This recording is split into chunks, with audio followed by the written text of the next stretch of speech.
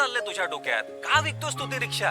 हे बघ अभि, एक गोष्ट तू लक्षात घे, तू तुझ्या काळजाचा तुकडा काढून मला देतोयस, तुझ्या बहिणीचा हात तू माझ्या हातात देतोयस. माझ्यासाठी एवढं खूप आहे रे, मला आणखी काहीच नकोय अभि. अभि ट्रस्ट मी, तू खूप केलंस रे मित्रा. अरे तू प्रीतीला लहानाचं मोठं केलंयस, तिचा शाळेचा खर्च, कॉलेजचा खर्च, तिला हवं नको ते सगळं तू आणून दिलंयस. त्यामुळे ह्याच्या पुढे सगळा खर्च हे सुजयराव करतील, कळलं काय? आणि ए हॅलो, अरे तू रिक्षा विकायला निघाला होतास काय यार अभि? तू लहानपणापासून सर्व गोष्टी मला सांगत आलायस, मग ही गोष्ट तुला माझ्याशी शेअर करावीशी नाही वाटली? आणि अभि, कुटुंबाचं नातं जोडत असताना मैत्रीचं नातं तुटायला नको हा का? त्यामुळे मी तुम्हा सर्वांना ठणकावून सांगतोय, ओके? ऐकताय ना सगळे? ठणकावून सांगतोय मी, तुमच्या घरातला मला 1 रुपयाही नकोय.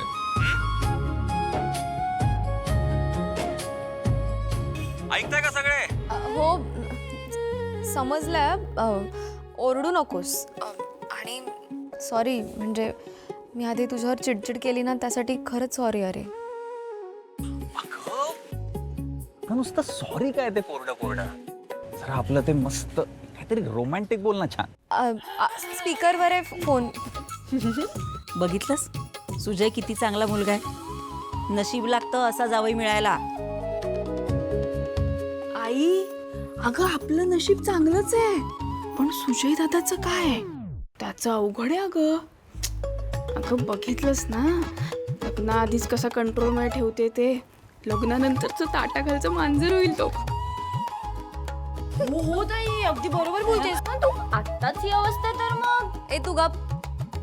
आणि असू दे हा ज्योती, इतर वेळेस मी काही बोलले नसते, पण दादाच्या वाटेला जर कोणी जाणार असेल तर मला ते सहन होत नाही. अगं अशी काय म्हणतेस प्रीती?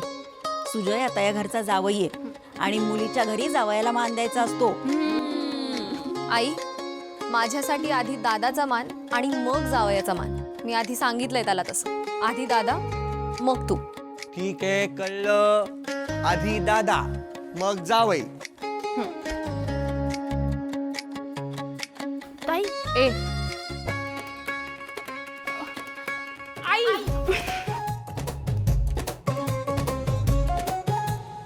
आई बघ ना, बाबांनी इतक्या कष्टाने त्यांचं नाव मोठं केलंय. तो कोणी मुद्दाम त्यांचं नाव खराब करण्याचा प्रयत्न करत असेल ना, तर मी कसा खपवून घेऊ? नाही, बाबांच्या वाटेत जर कोणी अडथळा बनून येत असेल ना, तर त्याच्यासमोर सगळ्यात आधी मी उभा असेल. मग बघू कोणाची हिंमत होते बाबांना काही बोलायची.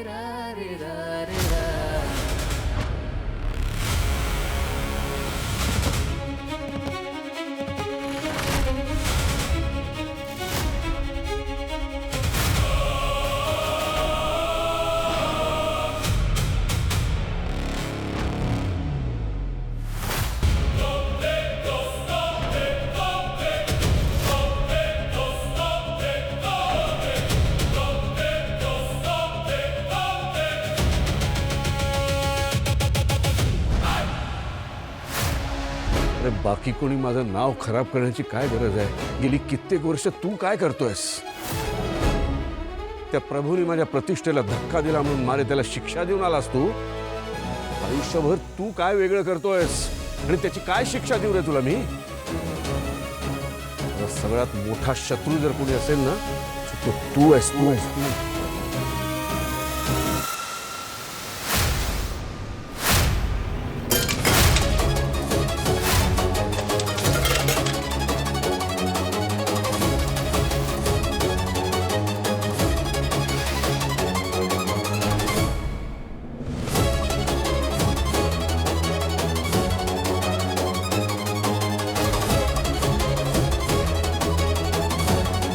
अरे काय करतोस स्वराज? स्वराज सोड. काय चाललंय?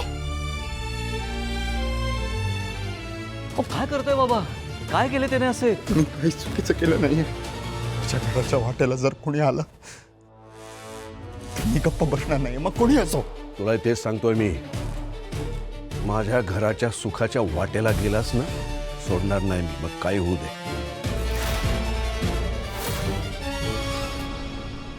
बाबा, तू ऐक. का चिडता तुम्ही? का चिडते माझ्यावर? मी काय चुकीचं केलं? ते प्रभूंनी तुमचा अपमान केला, तुम्हाला वाटेल तसं बोललं, तो तुमचा शर्ट फाडला त्यांनी.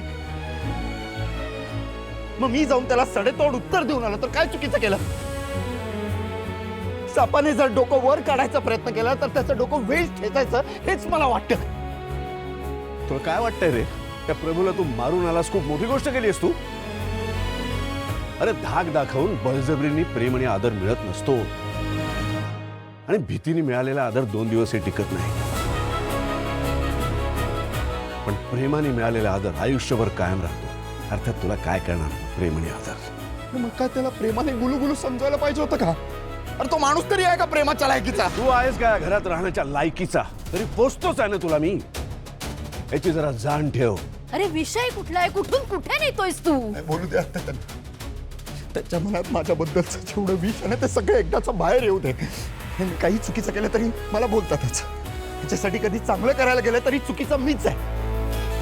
हे सततचं बोलणं, सततचा अपमान आहे ना.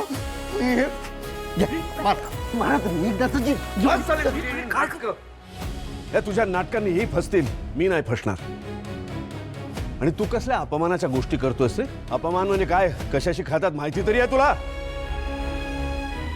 ऐक, मी जेव्हा रस्त्यातून जातो तेव्हा लोक माझ्याकडे तुझा बाप म्हणून बघतात, तेव्हा होतो माझा अपमान.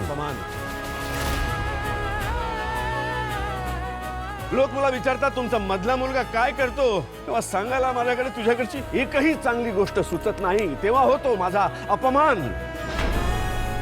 तुझ्या दारूच्या गुत्त्यात बसतोत ना, तेव्हा आजूबाजूची माणसं म्हणतात हा पुरुषोत्तम गायकवाडांचा मुलगा बेवडा, तेव्हा होतो माझा अपमान. जाता येता तू मला जेव्हा बाबा अशी हाक मारतोस ना, तेव्हा होतो माझा सगळ्यात मोठा अपमान.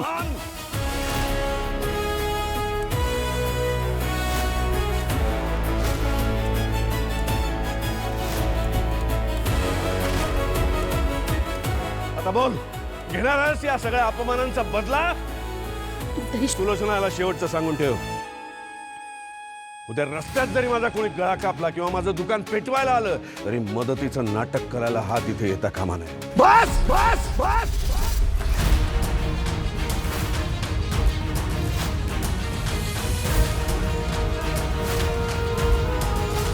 हा कुठला हट्ट आहे हो तुमचा? लहानपणापासून मी चुकीचं आहे हे मी लहानपणापासून ऐकतोय, आणि याची शिक्षा किती दिवस अजून भोगायचे मी?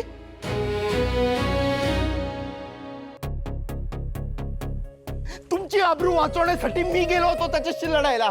त्याला जाब विचारायला काय चुकीचं केलं मी?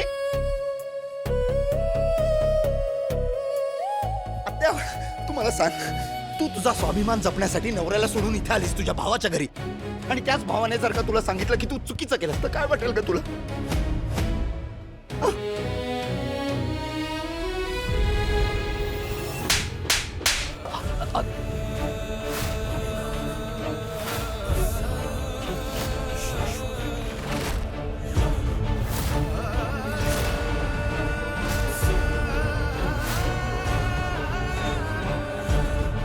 काय बोलतोयस? कुणाला बोलतोस आणि कुठल्या स्वरात बोलतोयस? काही कळतंय तुला? तो चुकीचा वाटतोय? त्यांनी काही केलं नाही तुझ्यासाठी?